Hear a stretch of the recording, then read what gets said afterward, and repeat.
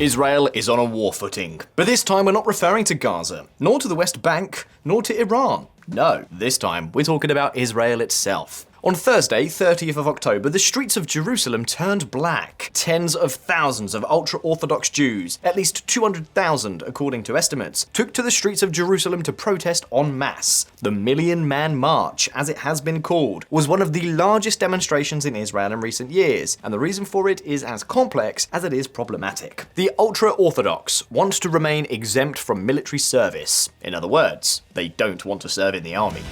Hundreds of thousands took to the streets of Jerusalem on Thursday to protest against efforts to end an exemption from military service for Israel's Haredi religious students. Now, why is this happening, and why is it happening right now? Well, basically because wars don't fight themselves, they need soldiers. And currently, it's estimated that the Israel Defense Force are short on personnel and urgently need to recruit at least 12,000 new troops to fill vacant positions. And clearly, one of the ways to achieve this goal is to build up military service, which in Israel is compulsory for almost everyone, except in practice for one specific group of people. That group is the ultra-Orthodox, or as they're also known, the Haredim. We'll tell you why that's the case in a moment.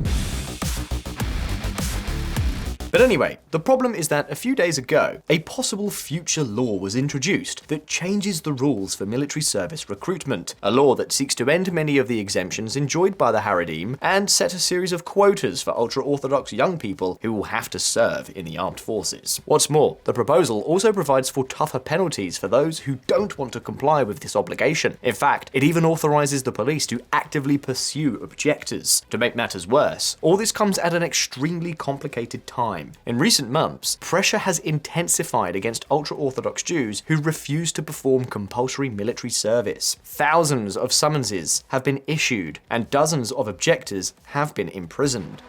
Only 5% of 24,000 ultra-Orthodox Jews respond to conscription orders in 2024. Israeli official 411 draft dodgers arrested, 43 banned from leaving Israel, military official says. To give you an idea, since June 2024 alone, that's just over a year, some 78,000 students from ultra-Orthodox yeshivas have received their first order to report to IDF offices.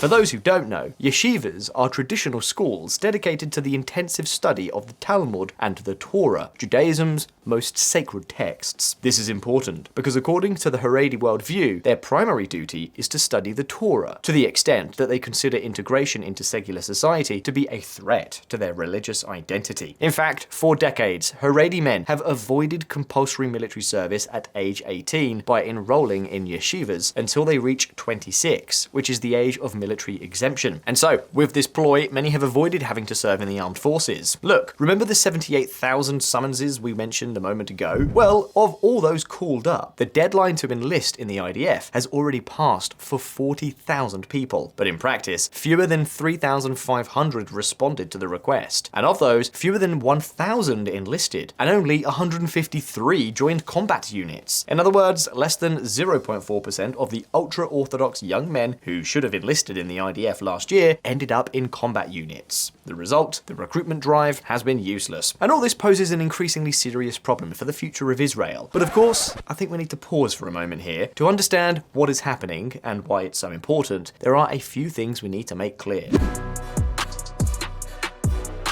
You see, for those of you who don't know, when the State of Israel was created in 1948, a kind of social agreement was established, whereby men who devote themselves full-time to the study of Jewish sacred texts would enjoy a de facto exemption. This was called Torato or Manuto, which literally means the study of the Torah is their profession. But the issue is that when Israel was created, the ultra-Orthodox were a very small community. But these days, they make up more than 1 in 10 Israeli citizens, and their numbers continue to grow. To make matters worse, as I said before, everything has gotten worse since the war broke out in Gaza in October 2023, because this conflict has brought the issue of exemption for the Haredim back into the spotlight. Among other things because, well, just put yourself for a moment in the shoes of a non-ultra-Orthodox Israeli. What would you think if you had to serve in the army and go to war, while your compatriots said, no, that's not for me, I'm dedicated to studying the Torah, and I don't have to serve in the army. Good luck in the war. What would you think? I think the answer is simple. You probably wouldn't like it one bit. Well, that's exactly what has happened in Israel.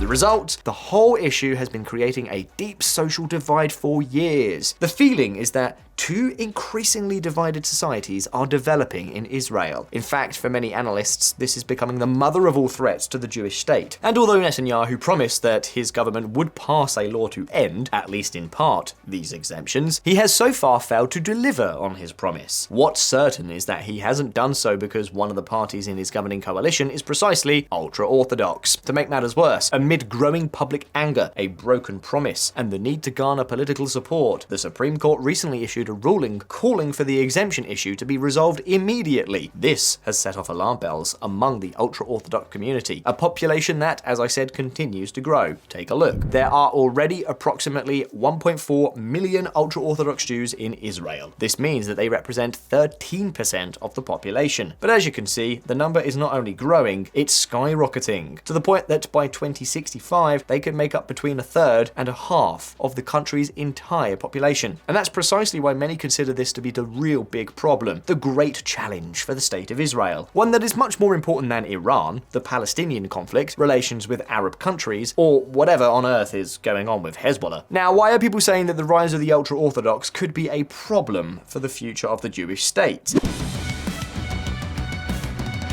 Well, it is said because this isn't just about army recruitment. In fact, that's almost anecdotal. The ultra-Orthodox problem goes much further, to the point that Israel could end up becoming a totally different state from what it is today. So tell me, what do you think about diving right in and getting to know this large but not well-known community? Could the ultra-Orthodox put the state of Israel in check? What influence will this community have on the future of the Jewish state? Well, let's take a look right now. The Haredi problem.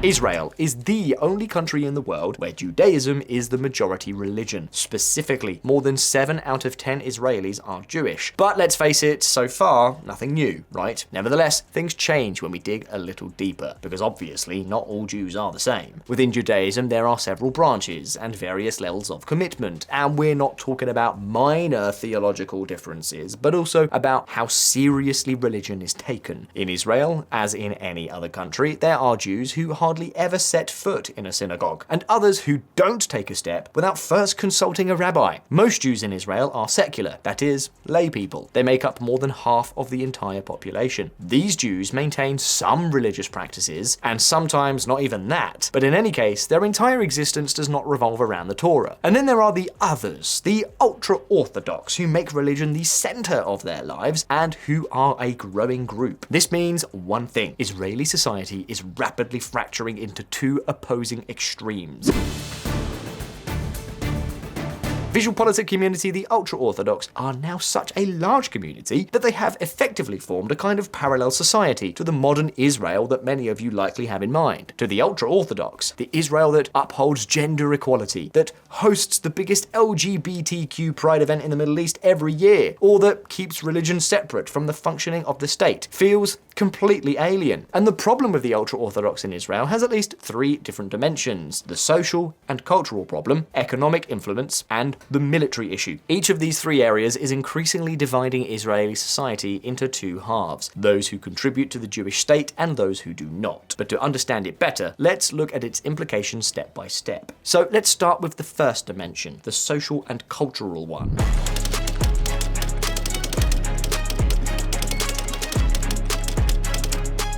Well, the ultra-Orthodox are a bit like that neighbor you know exists, but you never run into in the elevator, and who doesn't pay the building fees either. You see, the term Haredi literally means one who trembles before God, and that idea of fearing God before the world permeates every aspect of their lives. And so, while most Israelis, for now, live immersed in a westernized, globalized culture with universities, social media, cinema, modern music, technology, and armed forces, the Haredi universe operates according to a completely different logic, that of spiritual isolation. We're talking about something that goes far beyond simple lifestyles. This is a deep cultural conflict, a kind of struggle over the type of Israel that should exist. The Haredim live grouped together in their own neighborhoods, with clear social boundaries. These are neighborhoods such as Mea Shearim in Jerusalem, or Bnei Brak near Tel Aviv. In the latter, there's even a department store for women only, to prevent them from mixing with men, something you might expect in, say, Saudi Arabia, but not in Israel, right? well, that's how things are. In fact, in these areas, the streets are full of signs calling for modesty, prohibiting cars from entering on the Shabbat, and recommending that women dress discreetly. There's even social control over appearance, and women who dress immodestly can even be publicly reprimanded. Yes, let me stress, we're talking about Israel, not a fundamentalist Islamic country. In neighborhoods like Mea Shearim, there are signs prohibiting tourists from entering if they are wearing clothing that is considered inappropriate, and there's a kind of community police force to uphold the rules.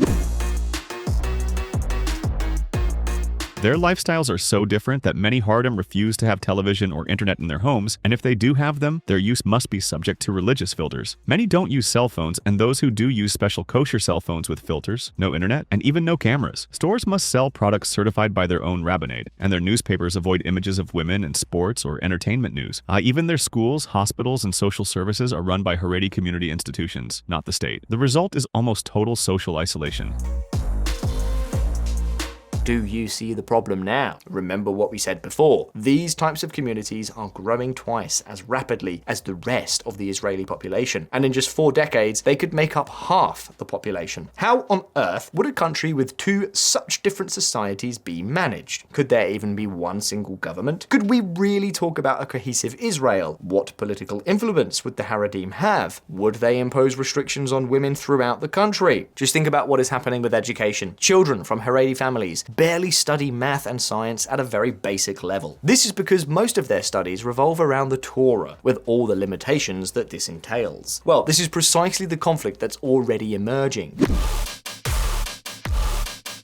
And of course, if mass protests like the one we mentioned at the beginning of the video are already happening when they only represent 13% of the population, just imagine what will happen when they reach 30% or even 50% and start gaining more and more political power. Because, as you can imagine, every time the state tries to establish rules of equality or secularism, the ultra-Orthodox interpret it as a direct attack on their way of life, as a kind of imposition by those who represent secular Judaism against their vision of the Jewish religion. And this, sooner or later, will translate into something that is already gradually happening: the rise of ultra-Orthodox political parties that defend their interests, such as Shas or United Torah Judaism. And naturally, given their demographic growth, their electoral influence will increase with each election. In the future composition of the Knesset, the Israeli parliament, the Orthodox and ultra-Orthodox will have increasing influence. And bear in mind that there's even a branch of the Haredim known as Neturei Carter who are directly anti-Zionist, that is, they reject even the idea of the existence of the State of Israel. In fact, some of you may have seen them protesting against the war in Gaza and in favor of Palestine. Believe it or not, all this exists and only serves to demonstrate that there's a very significant problem of cohesion at the very heart of Israel. But take note, because this isn't the only problem. There's more.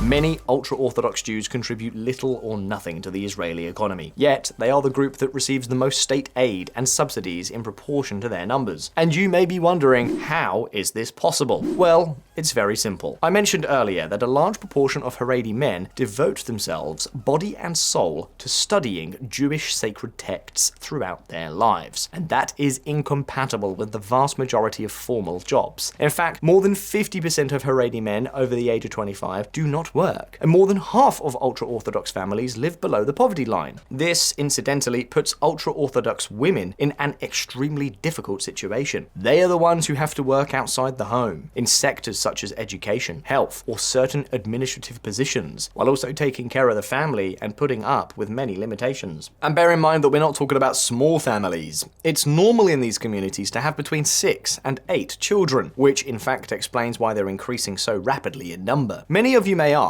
how can a family survive in these conditions? Well, paradoxically, the state that they often reject is the same one that supports them. A yeshiva student can receive about $200 a month directly from the state, plus indirect assistance for housing, transportation, scholarships for children, and so on. In Israel, it's not uncommon for a typical Haredi family with between 6 and 8 children to easily accumulate more than $1,500 per month in benefits if they combine this with employment, childcare subsidies, and family allowances. To give you an idea, childcare subsidies alone can amount to up to $400 per month per child under the age of 3. And all this is accompanied by tax breaks and countless small additional benefits. To be clear, in practice, this means that there's a highly productive and skilled population with good jobs and good training, and another that studies only religion, is unprepared and uninterested in professional development, has poor jobs, or does not work at all. And as I said, things are getting worse. That's why the government has recently been trying to put limits on many of these subsidies. The problem is that when it tries to do so, the Haredim take to the streets to protest, and in some cases, not exactly peacefully, but even so.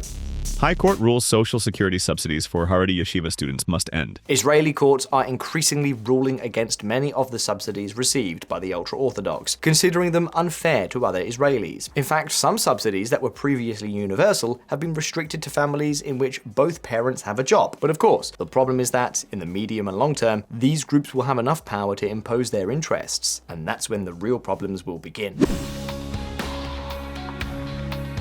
We're not done yet. We still need to take a look at the problem with the armed forces, which is what has caused these massive protests I mentioned at the beginning of the video. And pay attention, because for the Haredim, this is an even more radical red line than the fact that their subsidies are being taken away.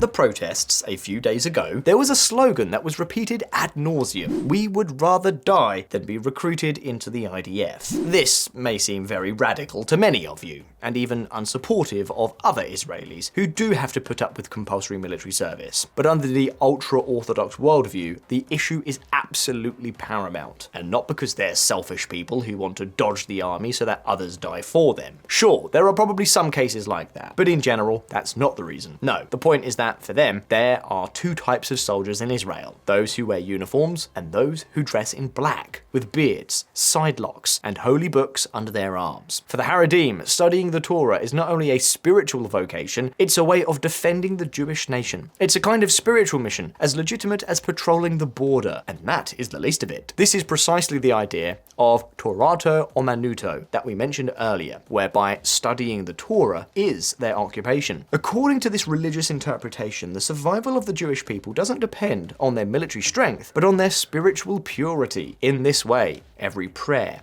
every page studied, is an invisible shield that protects the nation. Yet, this is not just theology, it's also politics, culture, history, and above all, identity.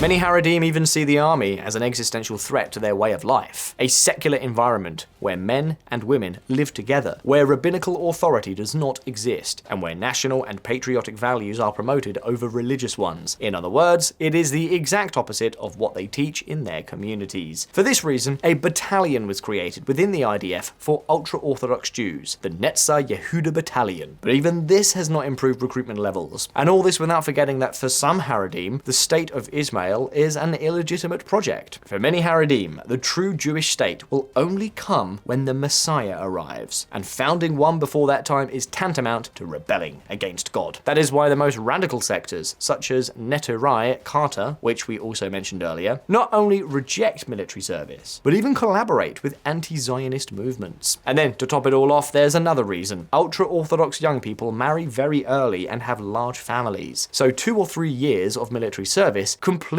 disrupts their family life cycle. So what's the result of everything we've seen? A conflict that continues to grow, and that makes more and more Israelis wonder, is it fair that thousands of young people go into the army while others claim that praying is enough? Is it fair that we subsidize the lifestyle of those who don't want to contribute with their work? VisualPolitik community, this is the big debate. The state of Israel has a problem that is going to get bigger and bigger every year. How to address it is unclear. But while this is happening, the questions are over to you. Do you think Israel should preserve the privileges of the Haredim to avoid social conflict? Or conversely, should they be forced to contribute to the state like everyone else, economically, socially, and militarily? What future do you think awaits Israel? Leave your comments below and let's see what you think. But first, if you found this video interesting, don't forget to like it and subscribe to VisualPolitik if you haven't already. It's free for you and helps us a lot. As always, thank you very much for being there. Take care. I'll see you next time.